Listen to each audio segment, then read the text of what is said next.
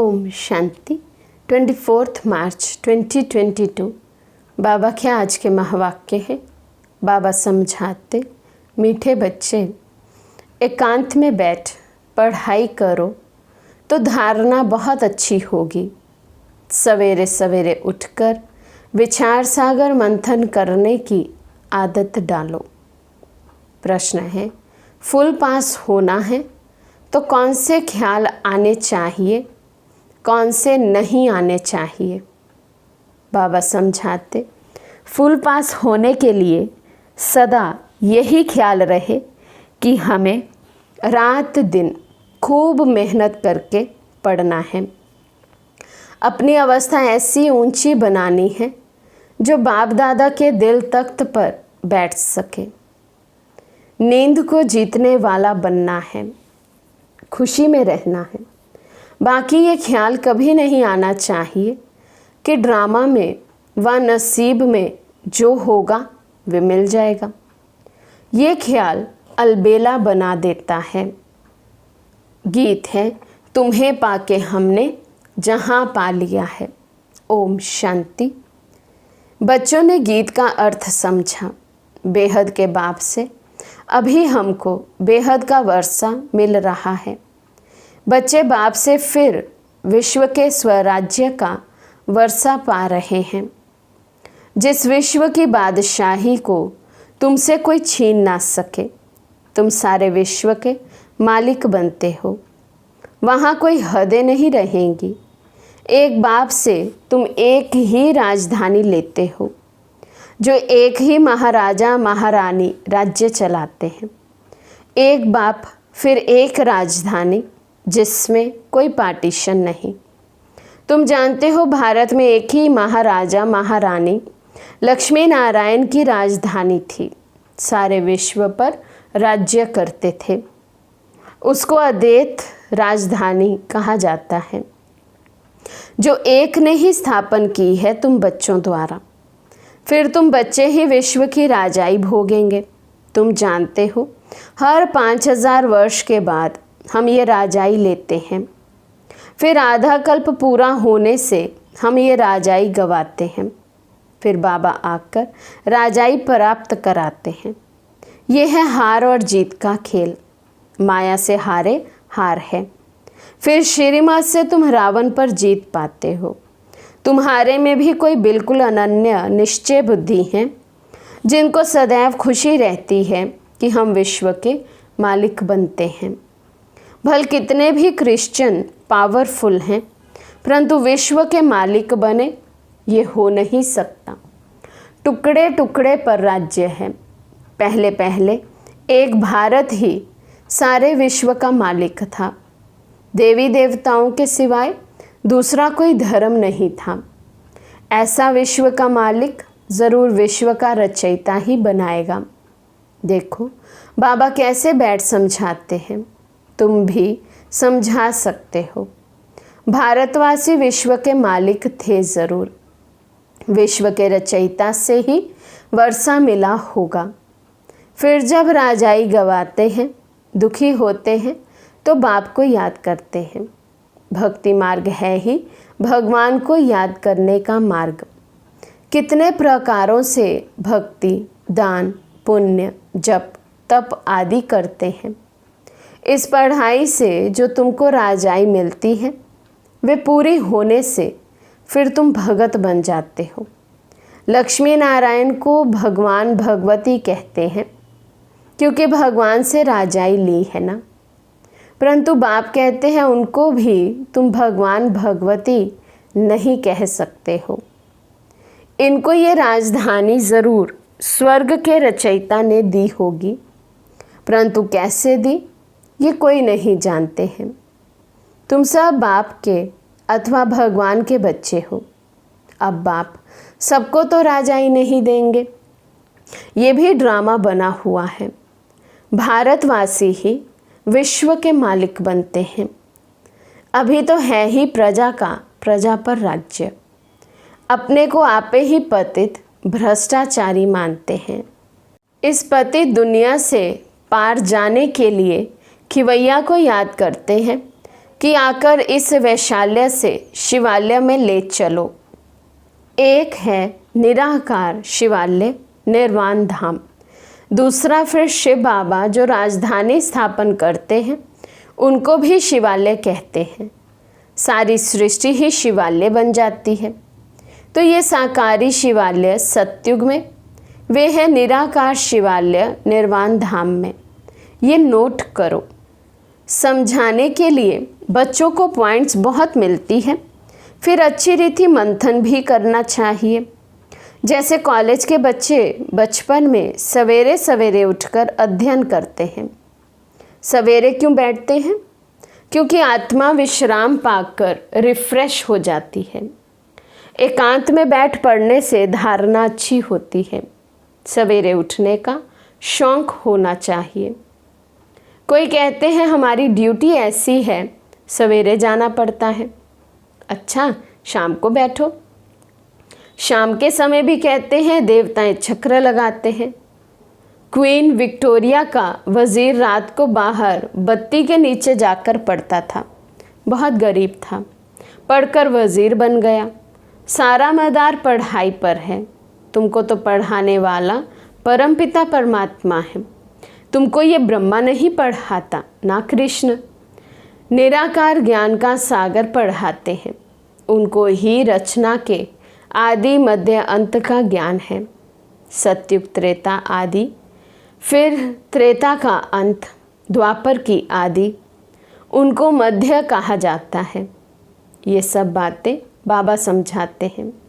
ब्रह्मा सो विष्णु बन 84 जन्म भोगते हैं, फिर ब्रह्मा बनते हैं। ब्रह्मा ने 84 जन्म लिए व लक्ष्मी नारायण ने 84 जन्म लिए। बात एक हो जाती है। इस समय तुम ब्राह्मण वंशावली हो, फिर तुम विष्णु वंशावली बनेंगे, फिर गिरते गिरते तुम शूद्र वंशावली बनेंगे। ये सब बातें बाप ही बैठ समझाते हैं। तुम जानते हो हम आए हैं बेहद के बाप से श्रीमत पर चल विश्व के महाराजा महारानी बनने के लिए। प्रजा भी विश्व की मालिक ठहरी। इस पढ़ाई में बड़ी होशियारी चाहिए। जितना पढ़ेंगे पढ़ाएंगे उतना ऊंच पद पाएंगे। ये बेहद की पढ़ाई है, सबको पढ़ना है। सब एक से ही पढ़ते हैं। फिर नंबरवार कोई तो अच्छी धारणा करते हैं, कोई को ज़रा भी धारणा नहीं होती है। नंबरवार सब चाहिए। राजाओं के आगे दास दासियाँ भी चाहिए। दास दासियाँ तो महलों में रहते हैं, प्रजा तो बाहर रहती है। वहाँ महल बहुत बड़े बड़े होते हैं, ज़मीन बहुत है, मनुष्य थोड़े हैं, अनाज भी बहुत होता है। सब कामनाएं पूर्ण हो जाती हैं। पैसे के लिए कभी दुखी नहीं होते। पैराडाइज नाम कितना ऊंचा है। एक कीमत पर चलने से तुम विश्व के मालिक बन जाते हो। वहाँ कहेंगे सत्युगी सूर्यवंशी लक्ष्मी नारायण का राज्य। फिर बच्चे गद्दी पर बैठेंगे, उनकी माला बनती है। 8 पास विद ऑनर होते हैं। 9 रत्नों की अंगूठी भी पहनते हैं। बीच में बाबा, बाकी है 8 रत्न। 9 रत्नों की अंगूठी बहुत पहनते हैं। ये देवताओं की निशानी समझते हैं। अर्थ तो समझते नहीं हैं कि वे 9 रत्न कौन थे। माला भी 9 रत्न की बनती है। क्रिश्चियन लोग बाह में माला डालते हैं। 8 रत्न और ऊपर फूल होता है। ये है मुक्ति वालों की माला। बाकी जीवन मुक्ति अथवा प्रवृत्ति मार्ग वालों की माला में फूल के साथ युगल दाना भी ज़रूर होगा। अर्थ भी समझाना है ना। शायद वे पोप की भी नंबरवार माला बनाते हों। इस माला का तो उन्हों को मालूम ही नहीं है। वास्तव में माला तो यही है जो सभी फेरते हैं। शिव बाबा और तुम बच्चे जो मेहनत करते हो। अब अगर तुम किसी को भी बैठ समझाओ तो माला किसकी बनी हुई है तो झट समझ जाएंगे। तुम्हारा प्रोजेक्टर विलायत तक भी जाएगा, फिर समझाने वाली जोड़ी भी चाहिए। समझेंगे वे, ये तो प्रवृत्ति मार्ग है। बाप का परिचय सबको देना है और सृष्टि चक्र को भी जानना है। जो चक्र को नहीं जानते तो उन्हों को क्या कहेंगे। सतयुग में तुम सर्वगुण संपन्न 16 कला संपूर्ण थे, अभी फिर बनते हो। तुम ये पढ़ाई पढ़कर इतने ऊंचे बने हो। राधे कृष्ण अलग अलग राजधानी के थे। स्वयंवर के बाद नाम लक्ष्मी नारायण पड़ा। लक्ष्मी नारायण का कोई बचपन का चित्र नहीं दिखाते हैं। सतयुग में तो किसी की स्त्री अकाले मरती नहीं, सब पूरे टाइम पर शरीर छोड़ते हैं। रोने की दरकार नहीं, नाम ही है पैराडाइज। इस समय ये अमेरिका, रशिया आदि जो भी है, सब में है माया का भपका। ये एरोप्लेन, मोटरें आदि सब बाबा के होते ही निकली हैं। 100 वर्ष में ये सब हुए हैं। ये है मृग तृष्णा मिसल राज्य। इनको माया का पंप कहा जाता है। साइंस का पिछाड़ी का भपका है।